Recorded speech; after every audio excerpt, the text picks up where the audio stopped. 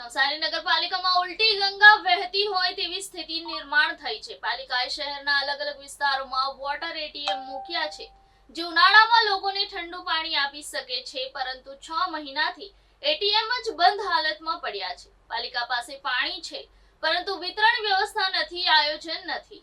શુદ્ધ પીવાનું પાણી મળી રહે એની જવાબદારી નગરપાલિકા અને શાસકોની રહેતી હોય છે। નવસારી નગરપાલિકાની 3 લાખની વસ્તીમાં પાણીના વિતરણ માટે પાલિકાએ અત્યાર સુધીમાં 40 કરોડ રૂપિયા જેટલો મોટો ખર્ચ કર્યો છે અને સિંચાઈ વિભાગની કેનાલમાંથી પાણી શહેરના તળાવમાં લાવીને ઠાલવવામાં આવે છે અને ત્યાંથી પાણી વિતરણની વ્યવસ્થા કરવામાં આવી છે। નવસારી નગરપાલિકામાં વિજલપોર નગરપાલિકા જોડી દેવામાં આવી છે।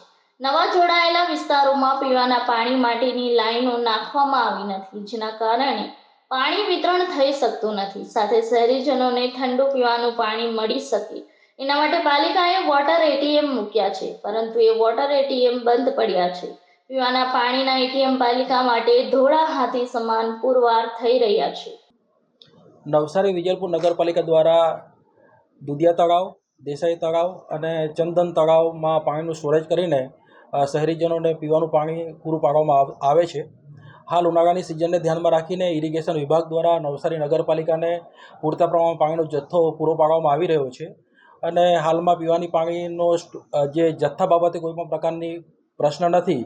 ઉનાળાની સિઝનમાં નાગરિકોને પાણી પુરવઠામાં કોઈપણ પ્રકારની તકલીફ ના પડે એને ધ્યાનમાં રાખી નગરપાલિકા દ્વારા તાકીદના તમામ પગલાં લેવામાં આવી રહ્યા છે અને જરૂરી તમામ તકેદારી રાખવામાં આવી રહી છે અને જે કેટલાક વિસ્તારોની અંદર પાણી પુરવઠો બોર દ્વારા પૂરો પાડવામાં આવે છે, એ વિસ્તારોમાં પણ જો ઉનાળાની સિઝનને ધ્યાનમાં રાખીને જો પાણીનું લેવલ ડાઉન જાય તો એવા સંજોગોને ધ્યાનમાં રાખીને નગરપાલિકા દ્વારા નવા બોર કરીને પણ નાગરિકોને યોગ્ય રીતે પાણી પુરવઠો પહોંચાડી શકાય તે દિશામાં તમામ તકેદારી રાખવામાં આવી રહી છે।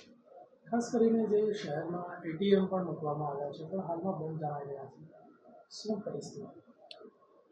નગરપાલિકા દ્વારા જે તે સમયે એટીએમ મૂકવામાં આવેલા હતા અને એટીએમ મૂકવા પાછળનો મુખ્ય હેતુ એ હતો કે જે નાગરિકો જાહેર જે જગ્યાઓ પર મુલાકાતીઓ આવતા હોય એમને પીવાના પાણીનું વ્યવસ્થા થઈ શકે।